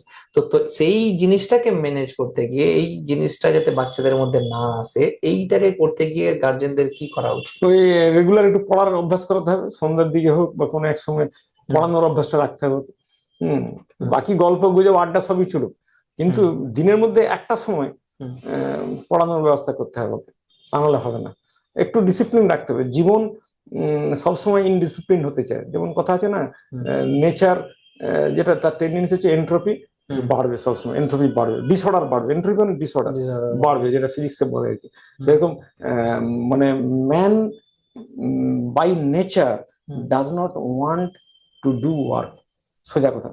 হুম মানুষের স্বভাবই হচ্ছে কাজ না করা, কাজ না অলস করা, হওয়া, অলসতা। অলস হওয়া কাজ। সেই জন্য কি দরকার, একটু ডিসিপ্লিন এনফোর্স করলেই তবে সে কাজটা করবে। একটা তাগিদ থাকলে। বাড়িতে কি হোস্টেলের নিয়মটা যে সকালবেলা হ্যাঁ, ঘুম থেকে ওঠা এই ব্যাপারটা রাখা উচিত, মানে সকাল থেকে ঘুম থেকে উঠলো না ঠিক ওটা টাইম দরকার নেই, খেলো, ওটা ওটা দরকার নেই, ওটা একটু আচ্ছা আলগা হয়ে যায়, এটা একটু আলগা হয়ে আলাদা যায়। হয়ে যায়। হ্যাঁ, আচ্ছা। কিন্তু পড়াশোনার অভ্যাসটা রাখতে হবে, সে একটা হ্যাঁ। বেলা হুম। সে সন্ধ্যার দিকে হোক বা বিকেলে হোক কোনো একটা সময় হুম। বই যেন পড়ে, বইটা যেন বা পড়ে। কোচিং এর ব্যবস্থা যদি করে দেয় আরো ভালো, তাহলে একটু বাধ্যবাধকতার মধ্যে নিজের জন্য কিছুক্ষণ। একটা সময় যেন বের হ্যাঁ, করে নেয়, যেটা সময় ও একটা এর মধ্যে থাকবে, হ্যাঁ, সংযত হয়ে পড়াশোনার মধ্যে থাকবে আর কি, সেইটা। কয়েকটা দিন একটু আলগা হোক, কিন্তু আলগা। কিছুটা কন্ট্রোলও যেন থাকে, এটাই। পুরোপুরি ছাড়া না হুম, জানা না। ওই আর একটা জিনিস হচ্ছে গিয়ে যে এই ফুড হ্যাবিট যেটা, মানে বাচ্চারা গিয়ে ধরুন হোস্টেল থেকে বাড়িতে যাচ্ছে, তারপরে এই যে ফুড হ্যাবিট হঠাৎ করে চেঞ্জ হয়ে যাওয়ার পরে এই বাইরের অনেক কিছু খাওয়া, আর মানে হোস্টেলে থাকার একটা নিয়ম কানুনের মধ্যে খাওয়া দাওয়ার একটা ইয়ে থাকছে, তারপর হঠাৎ করে বাড়ি গিয়ে ধরুন চিপস খাচ্ছে, তারপরে আহ, আহ, অনেক বেশি ফাস্ট ফুড খাচ্ছে, তো এই হুম। ব্যাপারটা কি মনে হয় যে একটু না, গার্জেনদেরকে ওইটা কন্ট্রোল ওইটা করা উচিত? বাবা মায়ের একটা দরকার। হুম। বাবা মা বা মা বিশেষ করে হুম। এমন কিছু খাবার তৈরি করবেন যাতে ওটা না কিনতে হয়, ফাস্ট ফুড না কিনতে হয়। ফাস্ট ফুডে তো অনেক অপকারিতা আছে, হুম। ক্ষতির দিকটা আছে। হুম। কারণ তার থেকে পরিবর্তে ওই তেলে ভাজা হোক, হুম। ভাজাভুজি যেগুলো আছে সেগুলো হুম। বাড়িতে তৈরি করলেই হয়। যে কোনো একটা সময় তাতে সবাই খেতে পারবেন। হুম। চপ, পেঁয়াজি বা এইসব টাইপের জিনিস যেগুলো আছে, বা ওই কাটলেট হুম। যেগুলো আছে মানে বাড়িতে তৈরি করলে তৈরি কি করে। হয়, ওদের হ্যাঁ, বাইরে থেকে জিনিসপত্র কেনার যে একটা এটা হ্যাঁ, প্রবণতাটা সৃষ্টি না কমে হয়ে যাবে। আর হোস্টেলে গিয়ে। খাওয়ার মতো খারাপ, বাইরের একদম। বাইরের তেল খারাপ, বাইরের হুম। যে মানে ফুড যেটা সেটাও খারাপ। সেই। যে ফিশ কাটলেট দেয়, ওটা তো হুম। আসল ফিশ নয়, ওটা হুম। বাজে ফিশ দেয় আচ্ছা, ওই শুনেছি। যে তেলটা ইউজ হয় হ্যাঁ, সেই তা তেলটা তেলটাও অনেক খারাপ, তেলটাও অনেক খারাপ, ইউজ ক্ষতি হয়। তেল ইউজ হয়। হ্যাঁ, তেলটাও খারাপ হয়। তো ওইটা কিছুটা হবে যদি বাড়িতে, যেমন এই এখন তালের চলছে, হুম। তাল পিঠে যেটা তালের আমরাও ফুলুরি, দেশের বাড়িতে তাল গেলেই পিঠে, ওটা হ্যাঁ। খাই, ওটা ভালো। নিউ আসে, হুম। এরকম কিছু জিনিস আছে যেটা একদিন তৈরি করলে কয়েকদিন পর পর খাওয়া যায়। খায়। সকালে বা সন্ধ্যার দিকে খাওয়া যেতে পারে। তেল ভাজা তো ভালো, তেল ভাজা এখন ওয়েদার ভালো আছে, হুম। তেল ভাজা বাড়িতে যদি তৈরি করা যায় খুব ভালো হবে। হম তেলে ভাজা মুড়ি বাড়িতেই তৈরি করে খাওয়া যেতে পারে, মুড়িটা বাইরে থেকে নিয়ে এলো। হম হুম। কিন্তু এখানে খাওয়ার ব্যাপারে যেমন আমি একটা বলবো যে সাবধানতে হুম। বাইরের মুড়ি, হুম। বাইরের দুধ হুম। হম একটু অ্যাভয়েড করেন, কারণ কিডনির যত গন্ডগোল হচ্ছে বেশিরভাগ দুটো কারণে হয়। আমি এটা কিছু কিছু অনুসন্ধান করেছি, দেখেছি। আমার এক হুম। প্রাক্তন ছাত্রী দুটো হুম। কিডনি নষ্ট হয়ে গেল অল্প বয়স। হুম। ফিজিক্স অনার্স করে বিএড করে বিয়ে হয়েছিল তার, সে এসেছিল আর কি।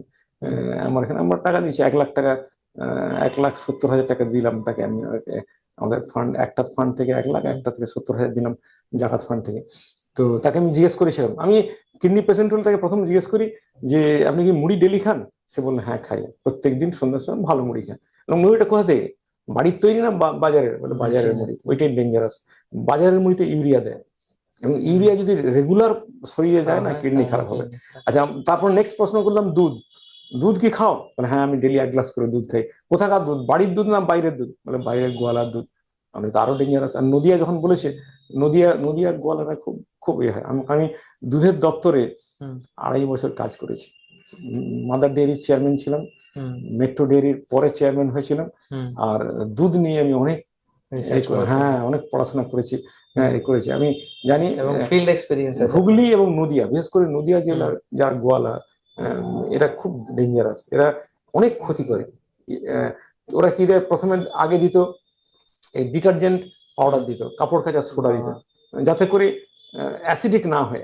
দুধের একটু টেম্পারেচার বাড়লেই গরমকালে কেটে যাবে। হুম। হ্যাঁ, ওই হুম। জন্য হুম। আগে কি করতো, খেজুর পাতা দিত, খেজুর পাতা কেটে গ্রামের দিকে দিত। এখন সেসব দেয় না। এখন খুব র্যাপিড অ্যাকশন হবে। হুম। প্রথমে ওরা স্টার্ট করলো ডিটারজেন্ট পাউডার দিত, হুম। সেটা বাদ দিয়ে বলি ইউরিয়া যদি অল্প দিই তাতে কাজ হয়ে যাবে, এখন ইউরিয়া দেয়। আচ্ছা, ইউরিয়া তার মানে দুধে অল্প ইউরিয়া দিলে তার কাজ হয়ে যাবে, ওটা আর ফাটে কাটবে না, না, সহজে ফাটে না। অ্যাসিডিক হবে না, ব্যাকটেরিয়া বাড়বে না। ফলে কি হয়, সেই দুধটা, বাইরের দুধ যদি কেউ খায় তাহলে তারও সেখান থেকে ইউরিয়া আসছে। হ্যাঁ, তাহলে মুড়ি খেতে গেলে এমন দোকান থেকে মুড়ি নিন, তাকে বলবেন যে ভাই তুমি ইউরিয়া দেবে না, আমার সাদা করার দরকার নেই। ওরা সাদা করার জন্য ইউরিয়া দেয়, আমার হুম। সাদা দরকার নেই, আমার লাল হোক মুড়ি, কিন্তু ইউরিয়া দেবে না। লবণটা কম করে দেবে। ওরা দুটো জিনিস দেয়, হুম। লবণ দেয় ফুলবার জন্য, হুম। আর ইউরিয়া দেয় সাদা করার জন্য। আমার দুটোই আমার লাগে না। মানে লবণ কম করে দিতে পারে, নাও দিতে পারে, হুম। কোনো অসুবিধা নেই। লবণটা দিতে হয় একটু ফলনের জন্য, কিন্তু ইউরিয়া যেন না দেয়। আর দুধও তাই, দুধ দরকার হয় পাউডার দুধ কিনে খাওয়া যায়, আমাদের আমুলের আছে, ভালো দুধ আছে, আরো ভালো ভালো কোম্পানির পাউডার দুধ কিনতে পাওয়া যায়। সেটা আমুলের দুধগুলো খুব ভালো কোয়ালিটির ব্যাপারে কোনো খারাপ কিছু নেই। এবং ওরা কোয়ালিটি কন্ট্রোলটা খুব দেখে, তো সেখান থেকে দুধ খাওয়া যেতে পারে। তো এটা একটা বলবো যে আপনারা মুড়ি আর দুধ খেলে বাজারে যখন খাবেন একটু সাবধান, দেখে শুনে খান, ইউরিয়া আছে কিনা দেখে নিন। আর দুধের আরেকটা অসুবিধা হচ্ছে কি, দুধে অক্সিটোসিন একটা ইঞ্জেকশন দেয় ওরা, যাতে দুধ বেশি পাওয়া যায়। সেটা ব্রেস্ট ক্যান্সার হয়, মহিলাদের ব্রেস্ট ক্যান্সার হয়। কেন আমি দপ্তর থেকে সব বুঝতে মানে আমার রেজাল্ট পেয়েছি, রিসার্চ রেজাল্ট পেয়েছি। অক্সিটোসিন বলে একটা ইঞ্জেকশন দেয়, তাতে করে ব্রেস্ট ক্যান্সার হয় মহিলাদের। তো গোয়ালাদের যেটা দুধ আর কি, দুধটা খুব সাবধানে কেনা ভালো। তার থেকে আমি বলবো পাউডার দুধ কিনে নিন। আরেকটা ব্যাপারে সাবধান করতে বলবো যে গল ব্লাডারের স্টোন এখন প্রায় হচ্ছে, প্রায় খুব কম বয়সে হয়ে যাচ্ছে। তার কারণ কি? তার দুটো কারণ। আমি যতজন গল ব্লাডার পেশেন্ট দেখেছি গল ব্লাডার স্টোন, আমি প্রত্যেককে জিজ্ঞেস করতাম কনফার্ম করার জন্য এটা ঠিক কিনা। আমার তো একটা ধারণা আছে, ডাক্তারদের সঙ্গে আমি কাজ করেছি 3.5 বছর, আমি স্বাস্থ্য দপ্তরে ছিলাম, ডাক্তারদের কাছ থেকে আমি জানতে পেরেছি কি কি কারণে হয়। আমি যখনই কোনো পেশেন্ট দেখি গল ব্লাডার স্টোনের পেশেন্ট, তাকে আমি জিজ্ঞেস করি যে দুটো অভ্যাসের মধ্যে কোনটা আছে বলেন। যেমন একটা হচ্ছে সকালবেলা না খাওয়া, সকালবেলা শুধু চা বিস্কিট খেয়ে থেকে গেল। গ্রামের দিকে অনেকে হচ্ছে, শহরে মহিলারা এটা বেশি করে, পুরুষ মানুষের কিছু কিছু চা বিস্কিট খেয়ে বেরিয়ে চলে গেল, সে একদম দুপুর 12টা-1টার সময় খাচ্ছে। ওটা চলবে না, সকালে হেভি ফুড খেতে হবে। সকালে হেভি ফুড খেতে হবে, খেলে তাহলে গল ব্লাডারের স্টোন হবে না। কারণ সকালে না খেলে ওই যে বাইলসটা যেটা বেরোয়, রসটা বেরোয়, সেটা জমে যায়, সে কিছু খাওয়ার পরে না জমে যায়, ওই গল ব্লাডারের মধ্যে জমে যায়। অনেক দিন ধরে এটা চললে হবে আর কি। আরেকটা জিনিস, কেউ যদি বেশি তেল, ঘি, চর্বি জাতীয় জিনিস যদি বেশি খায়, একটা মানুষের কোটা আছে, সে যদি কম বয়সে যদি বেশি খায় তেল, চর্বি, ঘি, বিরিয়ানি দেওয়া বা চর্বি, তেল, এমনকি রান্না করে আজকাল তেল বেশি দেয়, ওটা বিষাক্ত জিনিস। তেল, চর্বি, ঘি জাতীয় জিনিস যারা বেশি খাবে তারও গল ব্লাডারের স্টোন হবে। কারণ গল ব্লাডারের যে রসটা বেরোয়, ওর কাজ হচ্ছে তো চর্বি, তেল, ঘিকে হজম করবে, হজম করবে। এবারে সে দেখলো যে আমার আর নেই, আমার যা ওর এর লাইফে, লোকটার লাইফে যত আমার ক্ষমতা ছিল, যত রস বের করার, সব শেষ হয়ে গেছে, আর নেই। তখন তার এবারে এই হবে, স্টোন স্টোন হয়ে যাবে। এই জন্য যখন এই গলব্লাডার স্টোন ক্লিয়ার করে দেয়, কেটে দেয়, গলব্লাডারটা কেটে দেয় না, তখন প্রথম ডাক্তার নিষেধ করে, যদি ভালো ডাক্তার হয় সে নিষেধ করে দেবে যে আপনার তেল মশলা চলবে, তেল, চর্বি, ঘি অ্যাভয়েড করেন। কারণ ওটা যখনই খাবেন সেই ফ্যাটটা আপনার শরীরে জমে যাবে, মোটা হয়ে যাবে। কারণ গলব্লাডার তো আর ডাইজেস্ট করতে পারছে না, তখন ওটা শরীরের মধ্যেই থেকে যাবে, মোটা হয়ে যাবে। প্রথম ওটা নিষেধ করে দেয় ওরা, যে বন্ধ করেন। গলব্লাডারের যদি স্টোন না চান তাহলে দুটো করতে হবে। একটা হচ্ছে সকালে ভুরি ভোজ করতে হবে, eat breakfast like a king, lunch like a commoner, dinner like a beggar. এটা সবচেয়ে ভালো স্টাইল। আর সারাদিনে তেল, চর্বি, ঘি খুব কম করেন, তাহলে গলব্লাডারের স্টোন থেকে রক্ষা পাওয়া যাবে। কিডনি স্টোন আজকাল প্রচুর হচ্ছে। কিডনি স্টোন, কিডনি স্টোন আমি পিজির একজন ভালো প্রফেসরের সঙ্গে কথা বলেছিলাম। আমার নিজেরও হয়েছিল, আমার মিসেসেরও হয়েছিল, আমার ছেলেরও হয়েছিল। আমার যখন হলো, আমি সেই প্রফেসর আমাকে বলেও দিলেন যে কেন কিডনি স্টোন হয়, কিভাবে কিডনি স্টোনকে গলানো যায়। আমি গলিছিলাম, আমার কোনো অপারেশন করতে হয়নি। তো সেখান থেকে আমার একটা শিক্ষা আছে। আমি তারপরে আমার মিসেস, আমার ছেলের, ওদেরও স্টোন হয়েছিল। আমি আর শুধু আল্ট্রাসাউন্ডের ভিতরে দেখলাম যে কত আছে, সাইজ 9 মিলিমিটারের কম আছে। ডাক্তার আমাকে বলেছিল, প্রফেসর, যে 9 মিলিমিটারের কম হলে আপনি এই পদ্ধতিতে বের করে দেবেন, কোনো অসুবিধা নেই, কোনো সার্জারি লাগবে না, কোনো কিছু লাগবে না। সেটা কিরকম, যে প্রথম কথা যে কেন হয়, কিডনিতে স্টোন কেন হয়। যদি প্রোটিন কেউ বেশি খায়, প্রোটিন বলতে ডাল, বিশেষ করে মুসুরের ডাল, বলছে একটা মুসুরের ডালের দানা, একটা ডিম খেলে যা হবে, ইউরিক অ্যাসিড যা হবে, এটা ইউরেট থেকে স্টোনটা হয়। ক্যালসিয়াম ইউরেট স্টোন হয় বেশিরভাগ ক্ষেত্রে, ক্যালসিয়াম অক্সালেট, ক্যালসিয়াম ইউরেট। তো একটা মসুরের দানা যত ইউরিক অ্যাসিড হবে, একটা ডিমে ততটা ইউরিক অ্যাসিড হবে, একটা গোটা ডিম খেলে। বলে মুসুরের ডালটা আপনি অ্যাভয়েড করেন, একদম বাদ দেন। আর যদি খেতে হয় তাহলে ওই ভাঙা মসুর যেটা বলে গরিব লোকেরা যেটা খায়, সেটা তবু ভালো। তো আপনি ডালটা বরং অন্য ডালে শিফট করেন, মুগ বা অন্যান্য ডাল, কলাই ডাল টাল, ওগুলো ভালো। আমি ডাল খাওয়া কমিয়ে দিয়েছি, একদম মসুর ডাল তো একদম নয়। আর প্রোটিন খাওয়াটা বলছে প্রোটিন রাত্রিবেলা প্রোটিনটা চলবে না, দিনের বেলা হবে, সকালে খান, দুপুরে খান, রাত্রিবেলা প্রোটিনটা খুবই কম, খুবই কম। ওই জন্য রাত্রিবেলা ডাল, ছোলা, মটর, মাংস এগুলো একদম বন্ধ, সেটা হওয়ার পর থেকে বন্ধ করেছে।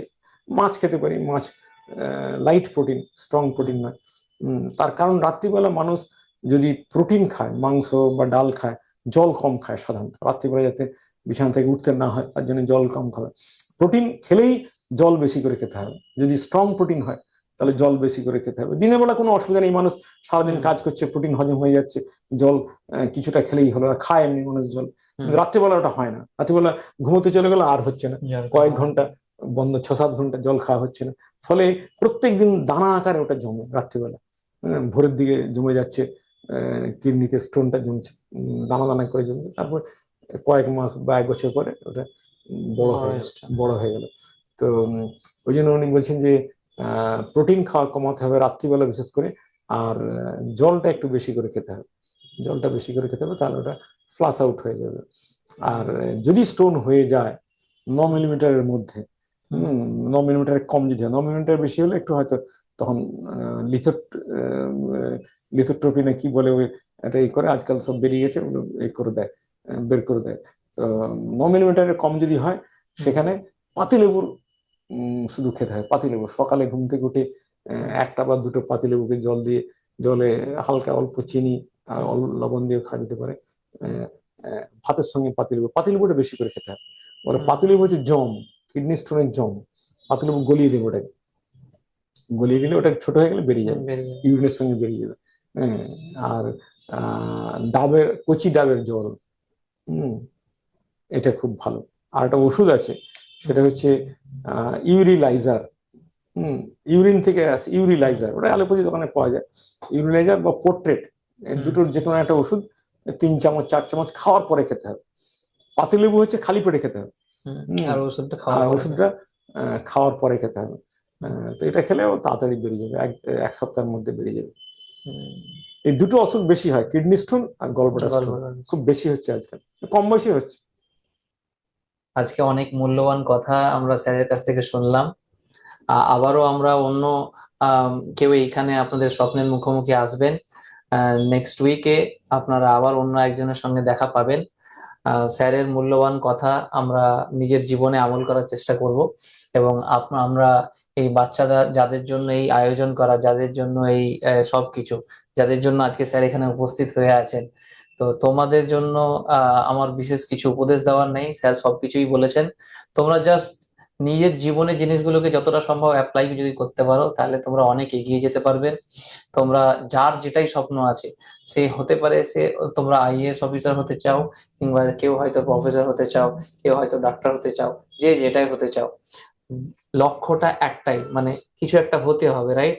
পড়াশোনা করছো তোমরা, তো কিভাবে হতে হবে, কিংবা তোমাদের জীবনের যে যে প্রবলেম গুলো কিভাবে অতিক্রম করতে হবে, স্যারের জীবনী তোমরা শুনলে। স্যারের জীবনটাও একেবারে সোনায় চামচা মোড়া ছিল না, স্যারের জীবনেও অনেক স্ট্রাগল ছিল। তোমরা স্যারের জীবনীটা শুনলে শুরু থেকে, সেই জীবনী দেখে তোমরা কি বুঝলে, কিংবা সেই জিনিসটা কিভাবে উনি সেই স্ট্রাগল গুলো অতিক্রম করে কিভাবে উনি এগিয়ে গেছেন, কিভাবে উনি আজকে এই অবস্থায় এসছেন, তো পুরো ব্যাপারটা তোমরা শুনলে। এবার তোমরা যে যার নিজের মতন করে সেটা বুঝবে। এটাই এই চ্যানেলের, আমাদের স্বপ্নের মুখোমুখি চ্যানেলের এটাই উদ্দেশ্য, যে তোমাদের সামনে তোমাদের স্বপ্নকে আমরা উপস্থিত করব, এবং তোমাদের স্বপ্ন অত, মানে যে কোনো একজন যে বাস্তবে অলরেডি তোমাদের স্বপ্নের মধ্যে এই মুহূর্তে দাঁড়িয়ে আছে, সবাই অনেক ইজিলি সেই স্বপ্নের মধ্যে পৌঁছায়নি। প্রত্যেকের জীবনে কিছু না কিছু স্ট্রাগল আছে, প্রত্যেকের জীবনে বাধা এসছে, সেই বাধাগুলোকে ওনারা কিভাবে অতিক্রম করেছে, বা ওনারা কিভাবে ওনার স্বপ্নের, তোমাদের স্বপ্নের জায়গায় পৌঁছেছে, সেই জায়গাটা আমার কাছে আমার তুলে ধরা উদ্দেশ্য। আজকে স্যারের কাছ থেকে আমরা বিদায় নেব। স্যার আজকে এই পর্যন্ত, সবাইকে ধন্যবাদ, আসসালামু আলাইকুম। ব্যাস, হয়ে গেছে, এবার এটাকে কমপ্লিট করা।